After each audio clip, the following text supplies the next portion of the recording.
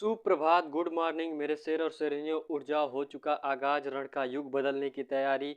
जीत उसी की होगी जिसका संघर्ष है जारी। तो चलिए आज हम लोग देखते हैं मोस्ट इम्पॉर्टेंट करेंट अफेयर जो आप लोग के एग्जाम में बनने वाले हैं। अगर आप लोग किसी भी एग्जाम की तैयारी कर रहे हैं तो आप लोग को सबसे ज़रूरी है करेंट अफेयर पढ़ना। अगर आप लोग करेंट अफेयर पढ़ते हैं उसके साथ में आप लोग को स्टैटिक जीके भी पढ़ाया जाएगा। तो सबसे पहले हम लोग देखेंगे ट्रेंडिंग टॉपिक जो आजकल सोशल मीडिया पे वायरल हो रहा है। 6-7 ट्रेंडिंग टॉपिक देखेंगे जो आप लोग के उससे भी क्वेश्चंस बन सकते हैं। उसके बाद फिर हम लोग 10 मोस्ट इंपॉर्टेंट करेंट अफेयर के क्वेश्चंस देखेंगे। चलिए अगर आप लोग भी सोकर उठ चुके हैं तो पेन और कलम के साथ अपने बुक नोट लेकर बैठ जाइए और हम लोग मोस्ट इंपॉर्टेंट क्वेश्चंस को सॉल्व करते हैं। तो चलिए हम लोग देखते हैं अपना पहला क्वेश्चंस। यहाँ पे देखिए, आप लोग को पता है जून और जुलाई का जो महीना चल रहा है इसमें बहुत ज़्यादा क्या होता है स्टूडेंट, गर्मी पड़ती है। किसमें? जून और किसमें? जुलाई में। तो जून जुलाई में गर्मी का सीजन है। इससे क्या होता है स्टूडेंट, जो गर्मी का है बढ़ रहा है। अब देखिए आप लोग के लिए क्या अलर्ट जारी हुआ है। कहा जा रहा है अगले कुछ दिनों के लिए कई राज्यों में हीट वेव का अलर्ट जारी हुआ है। किसका? हीट वेव का। मौसम विभाग ने शेयर की सूची। अब देखिए किस राज्य इससे प्रभावित हो सकते हैं, हम लोग जान लेते हैं। मौसम विभाग ने अगले कुछ दिनों के लिए हीट वेव का अलर्ट जारी किया है। जैसे इसमें प्रभावित होने वाले राज्य हैं बिहार, पश्चिम बंगाल और सिक्किम में 5 जून तक हीट वेव की स्थिति बनी रहेगी। अब लीजिए, अब आप लोगों को क्या है, इन राज्यों में हीट वेव 5 जून तक बनी रहेगी। यानी स्टूडेंट 5 जून तक आप लोग अच्छे से रहिए, बाहर ज़्यादा ना निकलिए, ज़रूरत हो तभी निकलिए, छतरी के साथ निकलिए। वहीं छत्तीसगढ़ और महाराष्ट्र में 2 से 3 जून को हीट वेव रहने की आशंका है। विभाग ने बताया पश्चिम और मध्य भारत में अगले 3 दिनों में अधिकतम तापमान 2 से 4 डिग्री सेल्सियस बढ़ सकता है। यानी स्टूडेंट 2 से कितना, 2 से 4 डिग्री सेल्सियस आप लोग का तापमान बढ़ सकता है। ठीक है, चलिए हम लोग अगले ट्रेंडिंग टॉपिक पर बात करते हैं। यहाँ पे देखते हैं, ये आप लोग देखिए, ये जूम कर दे रहा हूँ, इसे आप लोग ज़रा गौर से देखिए। आप लोग को अब दिखाई दे रहा हो एक कौन सा जीव है। अब हम लोग देखते हैं क्या आप लोग का इसमें दिया गया। अब हम लोग उसे रीड करते हैं। अब देखिए, कह रहा है छत्तीसगढ़ के कांगेर नेशनल पार्क में नजर आया दुर्लभ भारतीय माउस डियर। ये क्या स्टूडेंट, ऊपर जो आप लोग तस्वीर देखें माउस डियर का तस्वीर है और ये कहाँ पर? छत्तीसगढ़ नेशनल पार्क का ये तस्वीर है। अब देखिए आप लोग के एग्जाम में क्वेश्चन बन सकता है, कहेगा दुर्लभ भारतीय माउस डियर देखा गया किस नेशनल पार्क में? आप लोग कहेंगे छत्तीसगढ़ नेशनल पार्क में। ठीक है स्टूडेंट, हम लोग आगे देखते हैं। छत्तीसगढ़ के कांगेर वैली नेशनल पार्क में, किस नेशनल पार्क में? कांगेर वैली। ठीक है स्टूडेंट, आप लोग कांगेर वैली के नाम से आप लोग का नेशनल पार्क है, ये भी लर्न रखिए। कांगेर क्या है? कांगेर वैली। अब देखिए कांगेर वैली के नाम से क्या है आप लोग का नेशनल पार्क है। भारतीय माउस डियर या सेवरोटेन नजर आया है। पार्क के डायरेक्टर धमशील गढ़वीर ने बताया कि भारत में हिरन की पाई जाने वाली 12वीं प्रजातियों में माउस डियर सबसे छोटे होते हैं। इन्होंने बताया कि शिकार से इसे खतरा रहता है और शर्मीले स्वभाव के कारण इस पर ज़्यादा शोध नहीं हुआ है। यानी ये जो माउस डियर हैं बहुत ही नाजुक कह सकते हैं, इसलिए इन पर ज़्यादा संशोधन यानी जो शोध किया जाता है वो नहीं किया जा सका है। ठीक है, हम लोग अगले ट्रेंडिंग टॉपिक पे बात करते हैं। ये देखिए स्टूडेंट, ये हैं सारा अली खान। सारा अली खान किसकी बेटी हैं? सरफ अली खान की बेटी हैं। अब देखिए इनको लेकर एक विवाद हो गया है, क्योंकि अक्सर आप लोग देखते हैं अपने फिल्म प्रमोशन के लिए या श्रद्धा भाव से ये मंदिरों में जाया आया करती हैं और ये इनका धर्म मुस्लिम है। इसलिए क्या होता है स्टूडेंट, मुस्लिम धर्म वाले लोगों को मंदिरों में जाने का प्रवेश नहीं है। खासकर आम तौर पर आम लोग जा सकते हैं, अगर सेलिब्रिटी लोग जाएंगे तो वहाँ पे मीडिया रहेगी, वहाँ पे विरोध हो सकता है। तो देखिए यहाँ पे क्या हुआ है, कहा जा रहा है मंदिर जाने को लेकर ट्रोल होने पर एक्ट्रेस सारा अली ने जवाब दिया, कहा जिसको जो बोलना है वो बोले। ठीक है स्टूडेंट, ये विवाद वाला है और ज़्यादा कुछ इसमें खास नहीं है। चलिए हम लोग आगे चलते हैं और यहाँ पे देखते हैं स्टूडेंट, जो हमारे देश के ओलंपिक वाले पहलवान हैं उनके खिलाफ क्या कार्रवाई इस समय चल रहा है, ये भी आप लोग को पता है, बहुत ज़्यादा ट्रेंड कर रहा है। तो आप लोग को इसके बारे में भी जानना जरूरी है। यहाँ पे देखिए कह रहा है अंतर्राष्ट्रीय ओलंपिक समिति ने की पहलवानों के खिलाफ दिल्ली पुलिस की कार्रवाई की निंदा। यानी जिस तरीके से हमारे पहलवानों को घसीट कर, आप लोग देखे होंगे वीडियो वायरल हो रहा होगा, वैन में बैठाकर ले जाया गया है, ये बहुत ही गलत बात है। क्योंकि वो लोग गोल्ड ओलंपिक यानी आप लोग ओलंपिक में मेडलिस्ट हैं और मेडलिस्ट के साथ ऐसा बर्ताव ठीक नहीं है। अब देखिए स्टूडेंट, अंतर्राष्ट्रीय ओलंपिक समिति ने दिल्ली में विरोध प्रदर्शन के तौर पर पहलवानों के खिलाफ पुलिस की कार्रवाई की निंदा की है। समिति ने कहा है कि यह कार्रवाई काफ़ी चिंताजनक है और भारतीय कुश्ती संघ के प्रमुख हैं बृजभूषण सिंह के खिलाफ यौन उत्पीड़न के आरोपों की निष्पक्ष जांच होनी चाहिए। यूनाइटेड वर्ल्ड रेसलिंग ने भी इस कार्रवाई की आलोचना की है।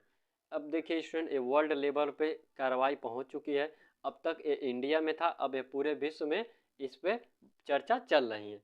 चलिए हम लोग अगले पे चलते हैं। यहाँ पे देखिए एलपीजी गैस, गर्मियों में आप लोग को पता है पहले क्या होता था, उपला यानी गोईठा वोईठा का प्रयोग किया जाता था गाँव में। अब पता है आप लोग सभी लोग एलपीजी का प्रयोग करने लगे। इससे क्या हो गया, एलपीजी महंगा हो गया है। लेकिन फिर भी स्टूडेंट कुछ राहत किया गया है, एलपीजी में कुछ दाम घटाए गए हैं। अब देखिए दिल्ली में इसकी कीमत में 83.25 रुपये घटाए गए हैं। मुंबई में भी 83.25 रुपये घटाए गए हैं। कोलकाता में 85 रुपये घटाए गए हैं। चेन्नई में 84 रुपये घटाए गए हैं। ऐसे ही कुछ शहरों में इसके एलपीजी के दाम में कटौती की गई है। चलिए हम लोग मोस्ट इम्पॉर्टेंट आते हैं बात पे। ये आप लोग के एग्जाम में पूछ सकता है और ये बहुत ही इम्पॉर्टेंट है। अब देखिए कह रहा है महाराष्ट्र के जो अहम क्या है, अहमदानगर अहमदनगर है, ठीक है स्टूडेंट। महाराष्ट्र के जो अहमदनगर है उसका नाम बदलकर अहिल्या नगर रख दिया गया है, ठीक है स्टूडेंट। ये नाम चेंज किया गया है किसके द्वारा, महाराष्ट्र के सीएम है कौन है, एकनाथ शिंदे के द्वारा नाम बदलकर अहिल्या नगर नाम रख दिया गया है। अहमदनगर का नाम बदलकर अहिल्या नगर रख दिया गया है। ये आप लोग इसको स्टार बना के नोट कर लीजिए, आप लोग की आगामी प्रतियोगी परीक्षाओं के लिए मोस्ट इम्पॉर्टेंट है। अब आप लोग इसका विस्तार पूर्वक पढ़कर अध्ययन कर सकते हैं। यहाँ पे देखिए महाराष्ट्र के मुख्यमंत्री एक शिंदे ने बुधवार को ऐलान किया कि अहमदनगर का नाम बदलकर अहिल्या नगर किया जाएगा। मुख्यमंत्री शिंदे ने यह घोषणा अहमदनगर में अहिल्याबाई होलकर की 238वीं जयंती के मौके पर की। कौन सी, ये भी आप लोग से पूछ सकता है। अहिल्याबाई होलकर की कितवीं जयंती थी, 298वीं जयंती थी, ठीक है। इससे पहले महाराष्ट्र औरंगाबाद का नाम बदलकर छत्रपति संभाजी नगर रख चुका है। अब देखिए ये भी आप लोग का पहले नाम औरंगाबाद का नाम बदलकर क्या रखा गया है, छत्रपति संभाजी नगर। और उस्मानाबाद का नाम बदलकर क्या रखा है, धाराशिव। ये 3 नाम बदल कर रखे गए हैं। इन तीनों नामों को आप लोग अच्छे से देख लीजिए और पढ़ लीजिए, ताकि जब आप लोग के एग्जाम में पूछे तो आप लोग को क्या हो, ज़्यादा दिक्कत ना हो और आप लोग आसानी से लर्न कर सकते हैं, ठीक है स्टूडेंट। ये आप लोग के लिए ये स्लाइड बहुत ही इंपॉर्टेंट है। मैं उस पर देखिए एक बार और, यहाँ पे देखिए इसका नाम बदलकर अहिल्या नगर रखा गया है। फिर आप लोग का औरंगाबाद का नाम बदलकर छत्रपति संभाजी नगर रखा गया। ये वाला नाम बदलकर आपका धाराशिव रखा गया। ये 3 नाम महाराष्ट्र में बदले गए हैं जो आप लोग के स्क्रीन पर दिख रहे हैं। चलिए हम लोग चलते हैं एक फ़नी वीडियो पे। ये भी बहुत ज़्यादा वायरल हो रहा है। क्या है वीडियो, एक इन भाई साहब का क्या है, एक घोड़ा था, एक घोड़े का डेथ हो गया है। अब इस घोड़े का डेथ हो जाने के वजह से इसको क्या किया गया है, ये जो घोड़ा है कहा जा रहा है बहुत ही संस्कारी था। जिस तरीके से इनके मालिक, ये भाई साहब कौन है, इनके मालिक हैं। ये मालिक साहब जो कहते थे घोड़ा वही करता था और ज़्यादा उनको परेशान भी नहीं करता था। तो घोड़े का डेथ हो गया है क्योंकि किसी भी कारण कोई बीमारी रहा होगा। तो ये वीडियो काफ़ी वायरल हो रही होगी। स्टूडेंट ये आप लोग के लिए फ़नी के लिए रखा गया है। अब देखिए इसको क्या किए हैं, अच्छे से डोली बनाकर उसको दफनाने के लिए ले जा रहे हैं, ठीक है स्टूडेंट। चलिए हम लोग आगे चलते हैं और अगला क्वेश्चन देखते हैं। ये मोस्ट इम्पॉर्टेंट है। ये कौन है स्टूडेंट, आप लोग इस शख्स को अच्छे से देखिए। ये है पागल सुल्तान। ये पागल सुल्तान है स्टूडेंट। पागल सुल्तान बोले तो एलन मस्क। ये कौन है, एलन मस्क। एलन मस्क क्या, ये विश्व के नंबर 1 यानी सबसे अमीरों में से एक रह चुके हैं। लेकिन आए दिन इनका आय घट जाने के कारण ये नीचे चले गए थे। लेकिन फिर स्टूडेंट इन्होंने वही जोश और जुनून दिखाया और फिर से विश्व में नंबर 1 पर आ गए हैं। यानी ये विश्व के सबसे अमीर इंसान बन चुके हैं। पहले भी थे लेकिन घट जाने के कारण चले गए थे नीचे, अब आ गए हैं फिर से ऊपर। 192 बिलियन की संपत्ति के साथ एक बार फिर दुनिया के सबसे अमीर शख्स बने एलन मस्क। आप लोग को पता है एलन मस्क हाल ही में अब कोई रॉकेट छोड़े हैं, किससे, एक्स कंपनी से। एक्स कंपनी से छोड़े हैं, इससे इनके क्या हुआ, इनके जो शेयर्स में वृद्धि हुई है। अब वृद्धि के कारण ये फिर से विश्व के नंबर 1 संपत्ति यानी विश्व के सबसे अमीर इंसानों में से एक हो गए हैं। ठीक है स्टूडेंट, वही चीज़ यहाँ पे आप लोग को बताया गया है किस कैसे कैसे इनका नेटवर्क बढ़ा है, आप लोग यहाँ पे देख सकते हैं। अमेजॉन फाउंडर जेफ बेजोस हैं तीसरे पायदान पर। यहाँ पे देखिए दूसरे पे कौन है, हम लोग वो भी देख लेते हैं, तीसरे पे कौन है वो भी देख लेते हैं। चलिए यहाँ पे देखते हैं, यहाँ पे आप लोग को देख सकते हैं ब्लूमबर्ग के मुताबिक टेस्ला के सीईओ एलन मस्क, अब आप लोग को पता है ये टेस्ला के भी सीईओ हैं, टेस्ला इनकी कंपनी है। 192 बिलियन की संपत्ति के साथ LVMH के सीईओ वॉर्डन अरोरा को पछाड़कर एक बार फिर से दुनिया के सबसे अमीर शख्स बने। किसे पछाड़कर, ये भी आप लोग को एग्जाम में पूछ सकता है। बड़ौदा अरोरा को पछाड़कर एक बार फिर से दुनिया के सबसे अमीर शख्स बन गए हैं। और LVMH के शेयरों में 2.3% की गिरावट के साथ आरोनो की नेटवर्थ घटकर 187 बिलियन रह गई है। अमेजॉन के फाउंडर जेफ बेजोस हैं, वो 144 बिलियन के साथ तीसरे पायदान पर हैं। ठीक है स्टूडेंट, हम लोग आगे चलते हैं और आज का कोटा दे देखते हैं जो आपको ऊर्जावान बनाएगा, आपके चेहरे पे मुस्कान ले आएगा।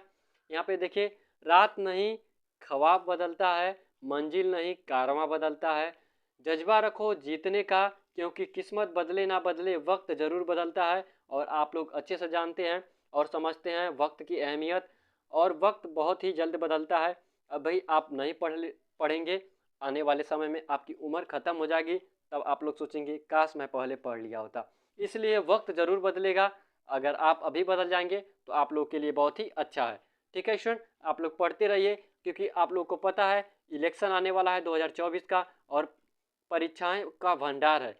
आप लोग को पता है बिहार में देखिए शिक्षक की भर्ती कितनी आई है, फिर पुलिस की भर्ती आने वाली, यूपी में भी पुलिस की भर्ती आने वाली है, और अन्य राज्यों में आप लोग को पता है धीरे धीरे वैकेंसियाँ आ रही हैं, क्योंकि 2024 में इलेक्शन है और उन्हें वैकेंसी भेजना है। वो फाइनल हो या ना हो स्टूडेंट, इसलिए आप लोग पढ़ते रहिए।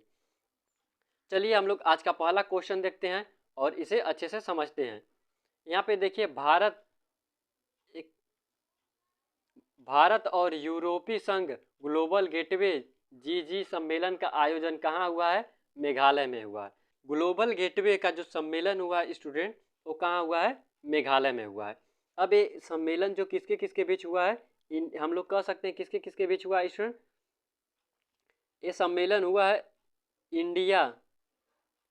इंडिया और यूरोपियन संघ के बीच। किसके संघ? यूरोपियन संघ के बीच में यह सम्मेलन हुआ है। और स्टूडेंट ये कब से कब तक रहेगा? 1 से 2 जून के बीच में यह सम्मेलन चलेगा। आप लोग को यह भी पता होना चाहिए, आप लोग को मेघालय का राजधानी क्या है, आप लोग को यह भी पता होना चाहिए मेघालय की राजधानी शिलोंग है। ठीक है स्टूडेंट, मेघालय की राजधानी क्या है? शिलोंग है। और आप लोग को स्टूडेंट बता दें, मेघालय जो है, मेघालय राज्य है, यहाँ पे गारो खासी जयंतिया नाम की एक जनजाति भी पाई जाती है। हम लोग आगे चलते हैं, क्वेश्चन नंबर 2 को देखते हैं और इसे सॉल्व करते हैं। यहाँ पे देखिए, हाल ही में किस विश्वविद्यालय ने the climate solutions India Hindi course का शुभारंभ किया है? अब देखिए student, A the climate solutions, जो the climate solutions India Hindi course शुभारंभ किया है, कौन? एडविनबर्ग विश्वविद्यालय। एडविनबर्ग विश्वविद्यालय ने लॉन्च किया है। और यह विश्वविद्यालय कहाँ का है स्टूडेंट? यह विश्वविद्यालय स्कॉटलैंड का है। कहाँ का है? स्कॉटलैंड का। स्कॉटलैंड का यह विद्यालय है, विश्वविद्यालय है। ठीक है स्टूडेंट, इन्होंने क्या किया है? हिंदी में अपना कोर्स को क्या किया है? लॉन्च किया है। और हिंदी में नहीं, वो 3 भाषा में किया है। कौन कौन सा? हिंदी किया है, और प्लस कौन सा भाषा किया है? और स्टूडेंट इंग्लिश किया है। हिंदी, इंग्लिश प्लस अरबी। ये 3 भाषाओं में इन्होंने अपना कोर्स लॉन्च किया है। चलिए हम लोग आगे देखते हैं अगला क्वेश्चन। यहाँ पे देखिए क्वेश्चन नंबर 3, हाल ही में विश्व तंबाकू निषेध दिवस 2023 कब मनाया गया है? आप लोग को पता है विश्व तंबाकू निषेध दिवस 31 मई को मनाया जाता है। आपका option number D right option के रूप में आ जाएगा। और इसका थीम क्या है स्टूडेंट? आप लोग को थीम पता होना चाहिए कि विश्व तंबाकू दिवस का थीम क्या है। थीम यही है, हमें भोजन की ज़रूरत है, तंबाकू की नहीं। आप लोग थीम रटेंगे, हमें भोजन की ज़रूरत है, तंबाकू की नहीं। हम लोग अगले क्वेश्चन पे चलते हैं। यहाँ पे देखिए क्वेश्चन नंबर 4, हाल ही में अंतर्राष्ट्रीय नागरिक उड्डयन संगठन में भारत का प्रतिनिधित्व किसे बनाया गया है। अब देखिए जो उड्डयन संगठन में भारत के प्रतिनिधि कर रहे हैं वो कौन है, अंशुमाली रस्तोगी कर रहे हैं। आपका ऑप्शन नंबर सी करेक्ट हो जाएगा। अब देखिए रस्तोगी जी ये क्या कर रहे हैं, आप लोगों का उड्डयन संगठन में भारत की तरफ से अंतर्राष्ट्रीय में हिस्सा ले रहे हैं, यानी विश्व लेवल पर। चलिए हम अगले क्वेश्चन को देखते हैं। क्वेश्चन नंबर 5 को देखते हैं, यह इंपॉर्टेंट है। सतलुज जल विद्युत निगम द्वारा अरुण 4 जल विद्युत परियोजना कहाँ स्थापित किया गया। ये नेपाल में किया गया है। अब स्टूडेंट जो अरुण है ये क्या है, अरुण 4 यानी अरुण नदी है, अरुण नदी है। इस पे 2 प्रोजेक्ट किया जा चुका है, एक आप लोग का 4 है, एक आप लोग का 3 है, यानी अरुण 3 अरुण 4। जो अरुण 3 है, अरुण 3 पे स्टूडेंट कितना है आप लोग का 900 मेगावाट है, 900 मेगावाट का है। और ये कब स्टार्ट होगा, 2024 तक। लेकिन जो अरुण 4 पे किया गया है ये आप लोगों का कितना है, ये आप लोग का 695 मेगावाट का है। ठीक है स्टूडेंट, 695 मेगावाट का। ये दोनों नेपाल में है। ये सतलुज जल विद्युत निगम नेपाल के अंदर शुरू किया गया है। आप लोग को समझ में आ गया होगा। चलिए हम लोग अगला देखते हैं। यहाँ से क्वेश्चन नंबर 6 को देखते हैं और इसे सॉल्व करते हैं। अब देखिए हाल ही में महाराष्ट्र सरकार ने किसे मौखिक स्वच्छता अभियान के लिए स्माइल एम्बेसडर नामित किया है। अब महाराष्ट्र यानी मुंबई है। अब मुंबई के जो आप लोग बैटिंग हेड हैं कौन है, सचिन तेंदुलकर। आप लोग को पता है आप सचिन तेंदुलकर को ब्रांड एम्बेसडर बनाया गया है। चलिए हम लोग अगले प्रश्न को देखते हैं। यहाँ से देखते हैं क्वेश्चन नंबर 7, हाल ही में किस राज्य ने लिंग समावेशी पर्यटन नीति आई को मंजूरी दी है। अब देखिए स्टूडेंट आई ये बहुत ही अच्छा नीति अपनाई गई है पर्यटन को बढ़ाने के लिए। ये महाराष्ट्र ने किया है। आपका ऑप्शन भी करेक्ट हो जाएगा। महाराष्ट्र ने क्या किया है, अब स्टूडेंट लिंग समावेशी पर्यटन नीति अपनाई है। इससे क्या होगा स्टूडेंट, जो आई है इसमें आप लोग इसका मतलब है महाराष्ट्र में आई है। ठीक है स्टूडेंट, 1 से 8 मार्च तक अंतर्राष्ट्रीय महिला दिवस मनाया जाता है। आप लोग को पता है इसके बीच में महाराष्ट्र में घूमने अगर आप जाना चाहते हैं, यानी जाना चाहते नहीं जाना चाहती हैं, तो आप लोग को 50% टिकट बुकिंग पे छूट दिया जाएगा। इसका मतलब ऑफ दिया जाएगा। अब स्टूडेंट आप लोग घर में बैठ कर ना लड़ें, बाहर जाकर घूमते रहें, यानी 50% का छूट दिया गया। ये हर साल 30 दिन तक ऑफ पर मिलेगा। ये स्टूडेंट इस नीति के द्वारा पर्यटन में बढ़ावा दिया जा रहा है ताकि महाराष्ट्र में और ज़्यादा पर्यटन हो। चलिए हम लोग अगला प्रश्न देखते हैं। यहाँ पे हाल ही में मो घर आवास योजना किसने आरंभ किया है, उड़ीसा ने। आपका ऑप्शन सी करेक्ट हो जाएगा। मो घर योजना जो आवास योजना है उड़ीसा द्वारा शुरू किया गया है। अब इसमें क्या है स्टूडेंट, मो घर में इसमें जिसका घर पूरा नहीं है, यानी जिसका घर पूरा नहीं बना है उसको ये पूरा बना के देंगे। क्या करेंगे, बना के देंगे, बना के देंगे। जिसका घर पूरा नहीं है उसका घर पूरा बनाएंगे। इसमें 3 लाख तक आप लोग को लोन दिया जाएगा। ठीक है स्टूडेंट, इसमें 3 लाख तक लोन दिया जाएगा और आप लोग अपने घर को पूरा बनाएंगे। हम लोग आगे चलते हैं। यहाँ से क्वेश्चन नंबर 9 देखते हैं। हाल ही में जस्टिस मामिंदा सत्य रत्न श्री रामचंद्र राव, कितना बड़ा नाम है स्टूडेंट, को किस राज्य का मुख्य न्यायाधीश नियुक्त किया गया है, हिमाचल प्रदेश का। इन्हें मुख्य न्यायाधीश नियुक्त किया गया है। और स्टूडेंट ये हिमाचल प्रदेश के किए हैं 28वें मुख्य न्यायाधीश हैं। ठीक है, इसके पहले भी वहाँ पे मुख्य न्यायाधीश 27 बन चुके हैं, या 28वें हैं। इन्हें कौन शपथ दिलाया है, राज्यपाल शपथ दिलाए हैं। और आप लोग को पता है हिमाचल प्रदेश का राज्यपाल कौन है, शिव प्रताप शुक्ला हैं। और वहाँ पे सीएम भी उपलब्ध थे। और सीएम कौन है स्टूडेंट, सीएम है वहाँ के शुभ्र वीरेंद्र सिंह।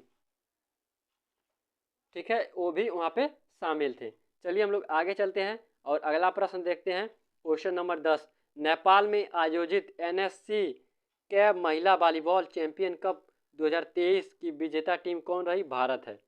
आप लोग को पता है इसका फाइनल हुआ है वॉलीबॉल वाला, इसका जो नेपाल में आयोजित हुआ है। कहाँ पे आयोजित हुआ है, पहला प्रश्न नेपाल में हुआ है। चलिए नेपाल में हुआ है और फाइनल किसके किसके बीच खेला गया है, भारत और किसके बीच खेला गया है, भारत और कजाकिस्तान के बीच।